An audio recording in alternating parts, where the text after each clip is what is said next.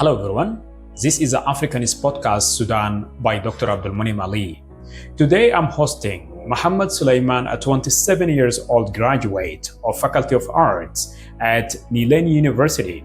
Muhammad has demonstrated how human can transform the silence of lost into a powerful voice for relief. Muhammad Sulaiman, a 27 years old graduate of the Faculty of Arts at Nilan University, who has demonstrated how a human can transform the silence of loss into a powerful voice for relief.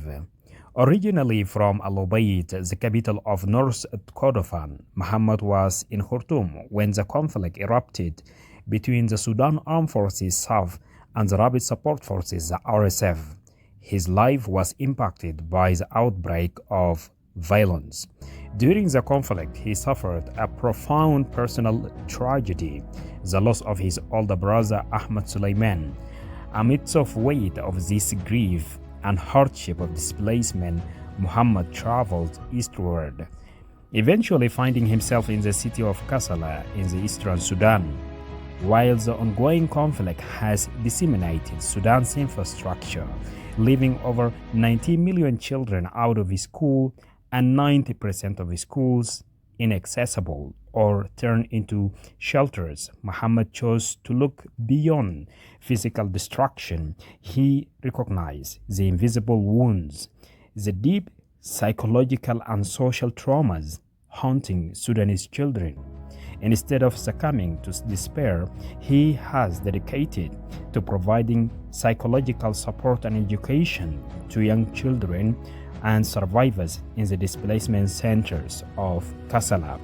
Today, we explore his journey from the heart of rubble to the front line of humanitarian hope. Muhammad, thank you so very much for joining this Africanist podcast, Sudan, and thank you for sharing the story with my audience. Let's start by, can you tell us a little bit about yourself, who you are, and as you know, I know that you were in Khartoum and worked as an English language teacher before the war broke out in Sudan. Tell us more about displacement and also your work and motivation behind it, please. My greetings to you, Dr. Munim, and all of your respected audience. I do appreciate this amazing opportunity to be hosted here in the Africanist podcast to reflect on myself, my work, and my accomplishments so far. I am Muhammad Sulaiman Ahmed, a passionate person about working with vulnerable communities, especially children. My journey began when I started working as an English language teacher before the sad, unfortunate ongoing war here in Sudan, which was initiated and started from Khartoum. So it was really dangerous, unstable, and difficult time and period for me and all of the Sudanese people. So it took me a while before I got out of Khartoum to seek my future endeavors and initiate anything. Finally, I arrived to Kassala, and Kassala is one of the cities that targeted by hundreds, thousands of internally displaced persons, and I saw firsthand their conditions, their difficulties, and the situation they they came upon. So I felt compelled to act. I had this amazing opportunity here in Kassala to participate and enroll in the humanitarian work. So I'm really grateful for the chance. And actually, I think that my motivation comes from a belief that every uh, every person, and especially children, deserve a chance to develop and live in a safe and supportive environment despite the challenges they face. Thank you so very much, Muhammad, for that answer. And let's go to the second question I want to ask you. You yourself lost older brother Ahmed Suleiman in Al Ubaid in your hometown there. And as we know that as due to this conflict that's going on, as so many Sudanese people lost their family members or relative or people who they know. You told me once that you transform the lost into hope. Um, can you tell us more about the nature of your work and the organization that support your work, please? I work at Jasmar Human Security Organization, a very distinguished and well-known non-governmental organization here in Sudan and specifically at Kassala. I am one of the protection uh, program team, which is located on the field level on a site called Al Karama 1 refugee camp among a very respective, supportive, and amazing team. We are under an important and specified project with uh, its primary beneficiaries are children. The project called Promote Safe Learning Spaces to provide learning, psychological support services, and recreational activities to IDPs and host communities' children in Kassala State. The project is funded by UNICEF and in complete partnership with GISMA. Uh, the first phase of this ongoing project was focusing on the inclusion of all children in the formal educational processes, started by the kindergarten level, the primary and intermediate level, as well as the secondary level, the adolescence age group. So we worked hands to hands and very closely with the IDP and host community, as well as the wide range of community volunteers, which they contributed significantly to complete and ensure the project plans and agenda runs smoothly on the ground. And we do appreciate their help and their hand in this endeavor.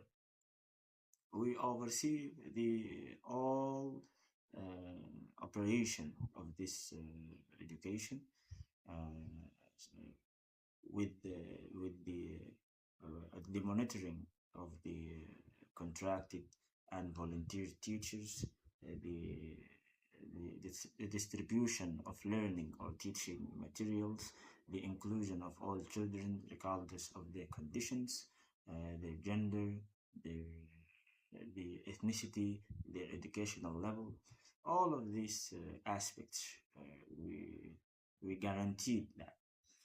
And now, on the second phase of the project, we are focusing on delivering uh, the psychological support sessions, the recreational and child protection development, and learning activities, because all of this must be completing the first phase and in complete harmony with the educational process inside the located school. Thank you, Muhammad, for that answer. Let's go to the third question. How responsive is the community in Kassala there? And do they provide the IDP people, especially the children, any help? That's a very spotting question. Thank you. The host community here in Kassala has been incredibly responsive and supportive to our work. They often volunteer their time, provide resources, and offer assistance to the IDPs. Also, I want to highlight the valuable gesture and engagement from the local schools. They have been highly welcoming to us, allowing us to run our educational and support programs to the IDPs and children.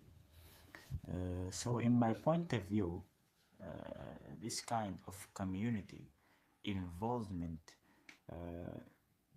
makes a huge difference in ensuring that the displaced family feel supported.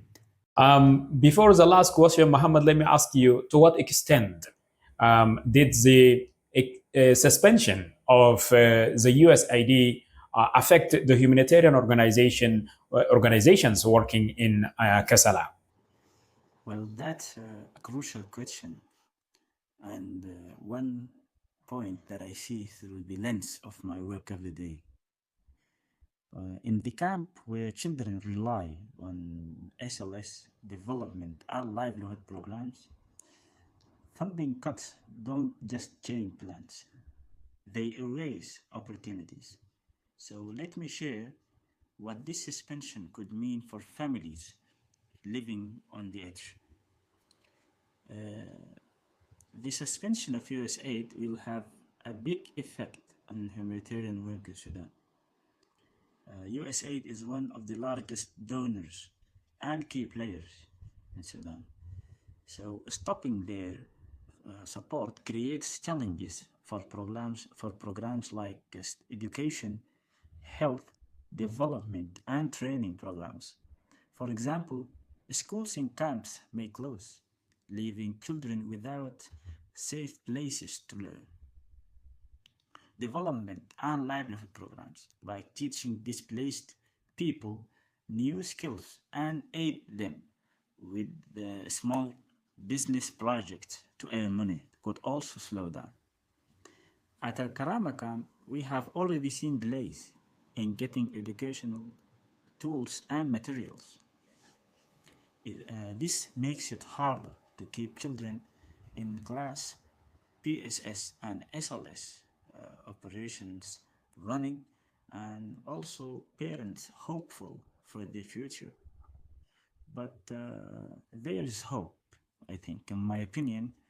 Now, many groups are now looking for new funding from local partners or private donors.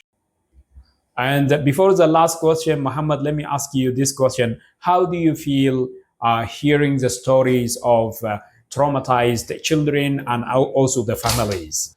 It is incredibly difficult to hear stories of traumatized children and families.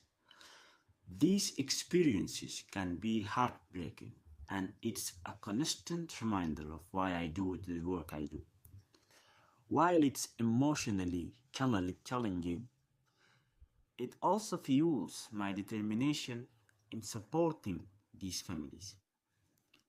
At the same time, I have learned to channel that emotion into action. For example, when children share their stories, I focus on how I can support them, whether it's a self-learning activity, a listening ear, or connecting them with psychological services.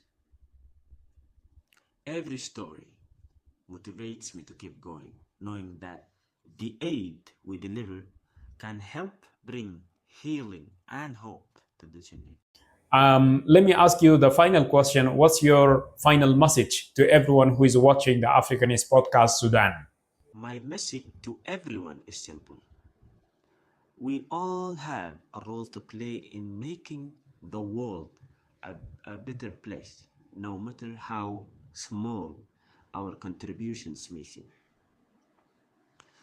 The situation of IDPs and vulnerable communities is urgent, but we can still make a difference, whether through direct action, raising awareness, or supporting organizations on the ground. Let's come together, listen to their stories with compassion and sympathy, and remember that every small gesture of kindness counts.